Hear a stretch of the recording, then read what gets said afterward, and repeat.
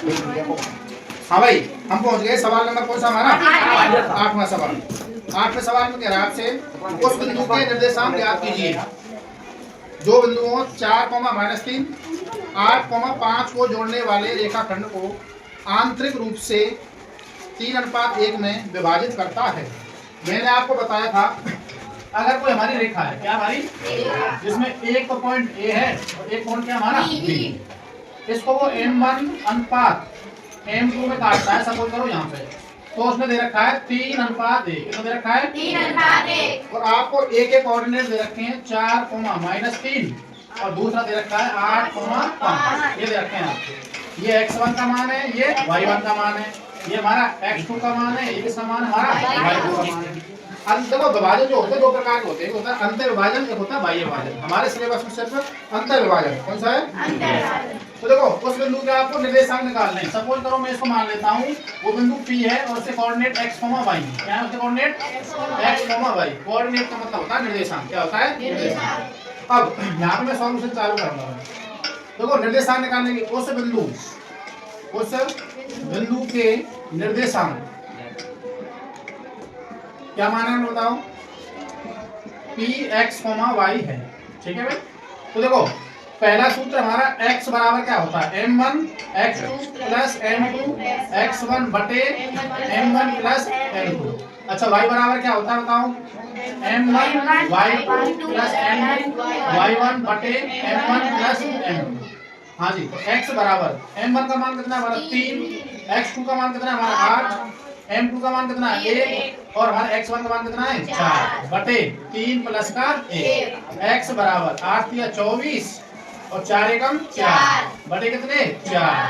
x बराबर 24 और 4 कितने हमारे कितना 4। x बराबर 4 सत्ते कितने होते हैं? x का मान कितना आएगा हमारे पास?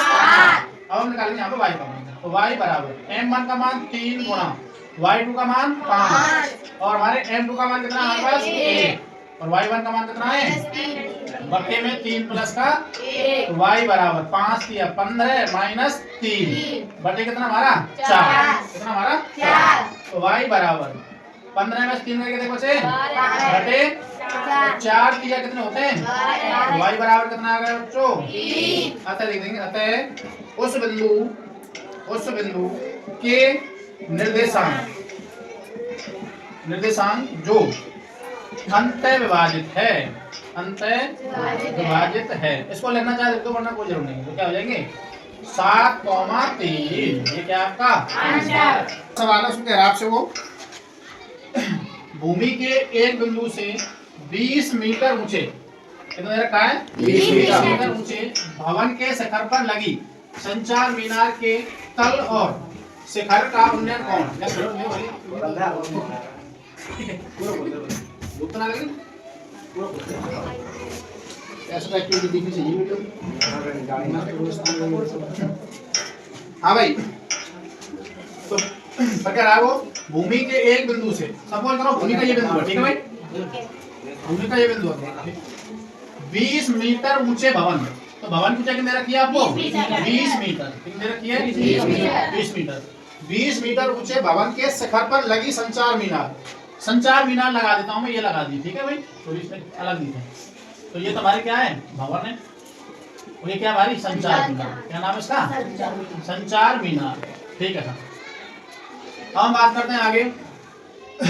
तो मीनार के तल, तो मीनार का तल कहाँ पे हमारे? यहाँ पर। ये तो है मीनार का तल। मीनार का तल और शिखर, शिखर का तुम्हारा ये रहा कि उन्नयन कौन कौन सा दे रखे हैं? तो तल का दे रखा है यहाँ पर, ये कितना दे रखा है आपको 45 डिग्री। कितना दे रखा है 45 डिग्री। और इसका जो शिखर है इससे एंगल कितना दे रखा है उसने 60 डिग्री। कितना दे रखा है 60 डिग्री। अब आप जो क्या कह रहा है तो मीनार की ऊंचाई ज्ञात कीजिए। तो भाई साहब आपसे कह रहा है वो इसकी ऊंचाई ज्ञात करो। किसकी? इसकी। ठीक है सर, ये सवाल करना है। अब उसमें आपको बात क्या ध्यान रखनी है 20 मीटर ऊंची क्या हमारा यहाँ पे भवन है। क्या हमारा भवन। और कोई संख्या आपको दे ही रखी है इसमें। ठीक है, तो करना चालू करिए। देखो भाई सवाल को समझो पहले।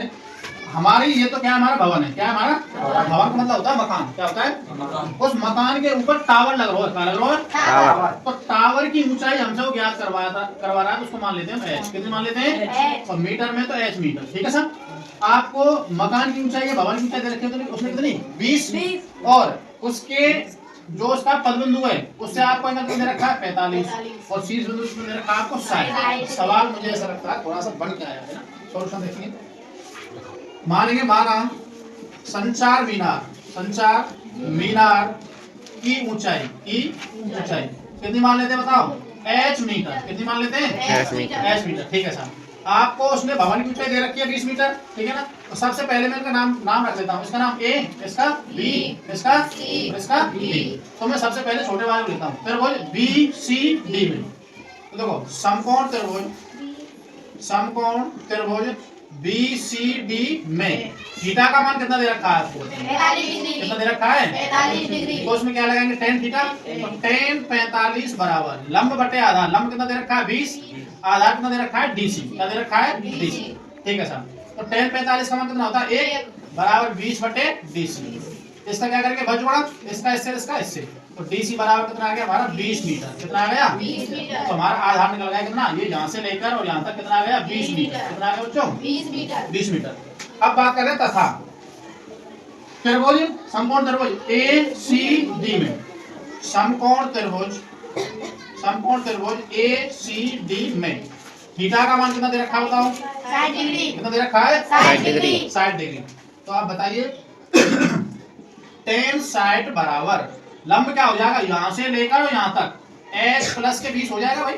यहाँ तक h है, यहाँ तक 20 है, तो कितना लगेगा h प्लस के 20 बटे आधार कितना दे रखा है आपको 20। कितना दे रखा है 20। तो tan 60 का मान कितना होता है हमारा √3, तो h प्लस के 20 बटे में 20। इसके नीचे ये रखेंगे, इसका इससे तो ये कितना हो गया हमारा 20 √3 बराबर h प्लस के 20। तो इसको मैं ऐसे लिख सकता हूँ h बराबर 20 √3 माइनस कितने 20। हमारा कॉमन क्या आ गया 20 कॉमन आ गया, तो क्या बचा यहाँ पे √3 और 20 एकम 20। तो हमारे h का मान कितना आ गया 20 इनटू में √3 माइनस के 1। तो नीचे लिख देंगे अतः संचार मीनार की ऊंचाई कितनी हमारी h बराबर 20 कोष्टक चालू √3 माइनस के 1 मीटर में, तो मीटर लिख दो। अब एक चीज और सुनो, अगर वो आपसे एक्चुअल वैल्यू पूछे तो 20 तो हमारा ऐसा कैसा h की √3 का मान कितना होता है 1.732 माइनस कितना कर देंगे 1, तो कितना बचेगा 20 इनटू में 0.732। इसका ऐसे गुणा कर लेंगे तो कितना हो जाएगा बताओ, देखो 0 ऐसी कैसी 2 दूनी 4 3 दूनी 6 और 7 दूनी कितने हमारे 14। अब देखो कैन के बाद कौन था 1 2 3, कितने के बाद कौन था 1 2 3, तो रियल टी में इतने मीटर दूरी, कितने मीटर ऊंचाई, इतना लेकिन आपको करना नहीं है, इतना ही करके आना। 21 सेंटीमीटर त्रिज्या वाले व्रत आपसे कह रहा है वो 10वें सवाल में 21 सेंटीमीटर त्रिज्या वाले व्रत का एक चाप केंद्र पर 60 डिग्री का कोण आंतरित करता है, तो उस चाप द्वारा बनाए गए त्रिज्यखंड का क्षेत्रफल क्या है। ध्यान से देखेंगे सभी। आपका ये कोई व्रत है, क्या हमारा व्रत, उसकी त्रिज्या कितनी हमारी 21 सेंटीमीटर। कितनी रखी है 21 सेंटीमीटर। त्रिज्या यानी आर का मान दे रखा है आपको भाई साहब 21 सेंटीमीटर। कितना दे रखा है 21 सेंटीमीटर। और व्रत का केंद्र O है, व्रत का केंद्र क्या हमारा O। अब भाई साहब उसने 60 डिग्री का कोण बना रखा है इस तरीके से, तो ये भी आर बराबर कितनी होगी हमारी 21 सेंटीमीटर।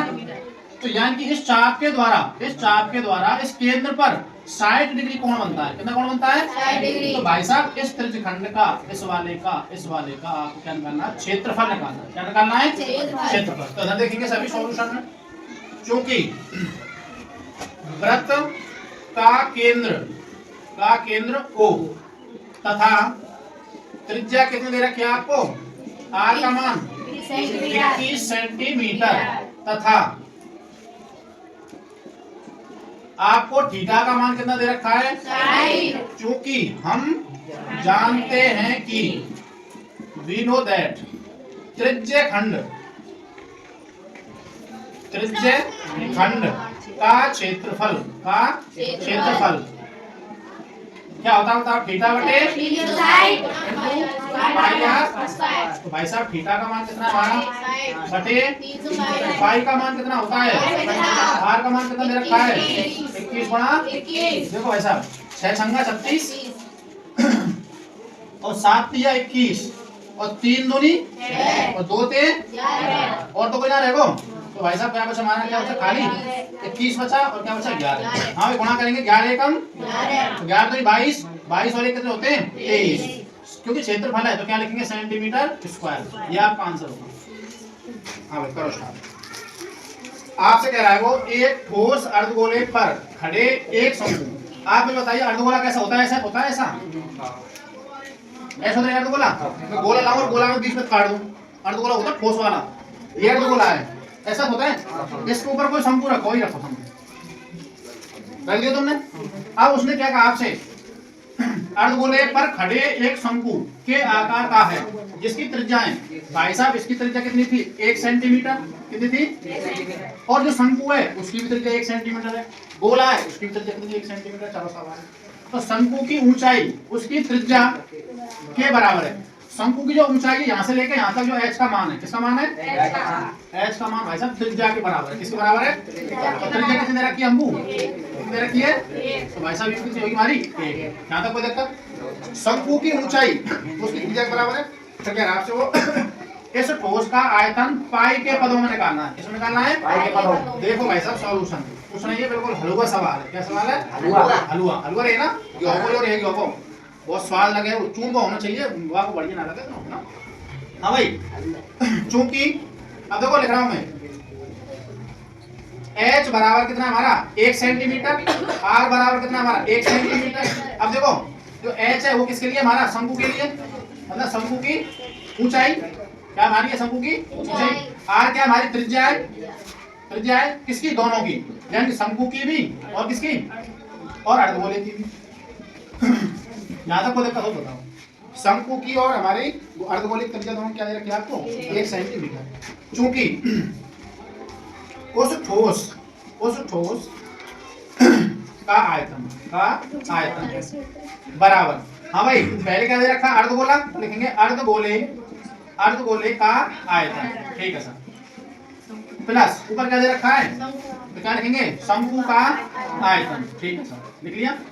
वॉल्यूम ऑफ तुम्हारा सेमी स्फीयर और वॉल्यूम ऑफ हमारा कॉइन।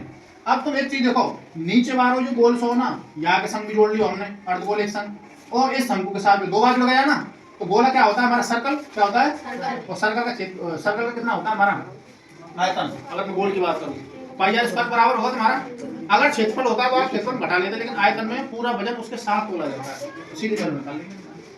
बताइए अर्धगोले का आयतन कितना होता है हमारा 2/3 पाई आर क्यूब प्लस शंकु का आयतन कितना होता है 1/3 पाई आर स्क्वायर h।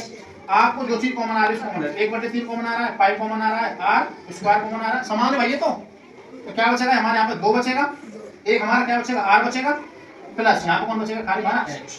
तो देखो भाई साहब 1/3 इंटू पाई इंटू आर का मान कितना 1, 2 इंटू 1 प्लस कितना 1, तो कितना हो गया हमारा बताओ, ये होगा तुम्हारा, ये तो हो गया 3, कितने हो गए 3, तो पाई गुणा 3/3 है, 3 पाई सेंटीमीटर लिखें तो 1 सेंटीमीटर लिख सकते हो आप, ये क्या होगा।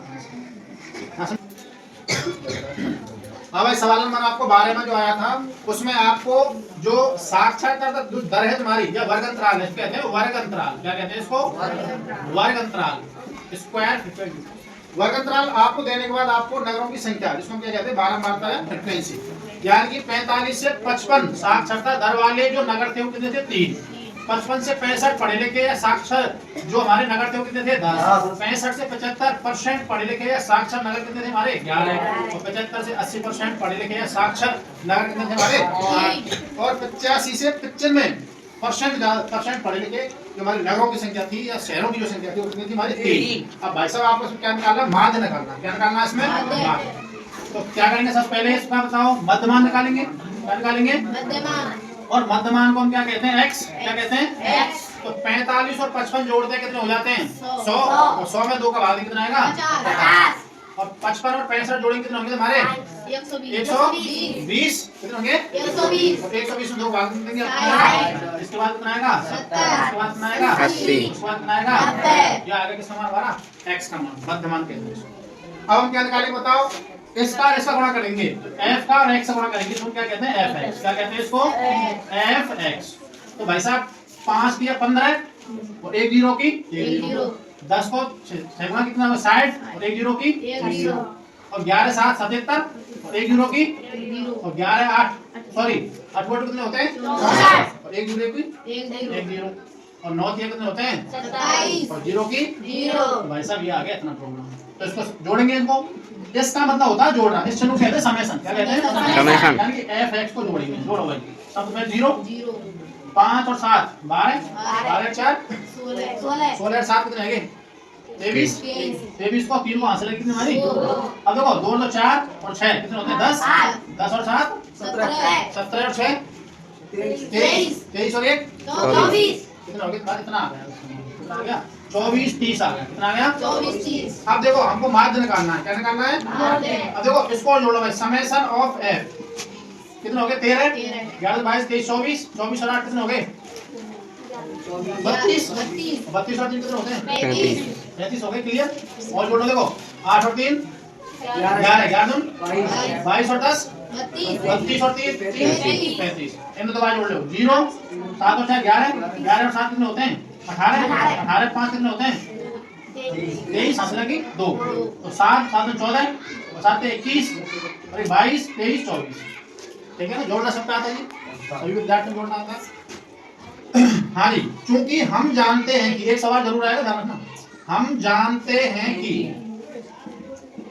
माध्य माध्य को अंग्रेजी क्या कहते हैं बताओ मीन क्या कहते हैं मीन तो समेशन fx बटे कितना होता है समेशन f चाहो तो i लगा सकते हो fi xi बटे fi तो इसको हम x से दर्शा देते हैं कई बार क्या किसे दिखा देते हैं x तो यहाँ पर m से दिखा सकते हो आप तो समेशन fx का मान कितना हमारा 24 30 और इसका मान कितना है 35 ठीक है साहब सीधा इसमें भाग देना भाई साहब देखो भाई 24 30 में भाग दिया आप इसका मैं 35 तो 24 में जा नहीं रहा 24 में देंगे पूरे में देंगे तकरीबन कितने बार जाएगा हमारा बताओ 3 6 13 3 12 3 12 3 7 21 28 24 7 बार देके देखो ठीक है देखो भाई 7 पंजे 35 7 दिया 21 6 बार जा रहा है पूरा चलो ना 6 पंजे 30 पूरा 6 बार जा रहा है क्या चलो 6 बार देखो 7 बार देखो 7 पंजे 35 हासिल लगी 3 और 7 दिया 21 22 23 24 ज्यादा हो गए 6 बार जाएगा कितनी बार जाएगा 6 पंजे 30 और 6 दिया 18 18 3 कितने होते हैं हमारे 21 तो भाई साहब 3 यहाँ बच गए 3 यहाँ बच गए काली कितनी 0 अब कितनी बार जा रहा है भाई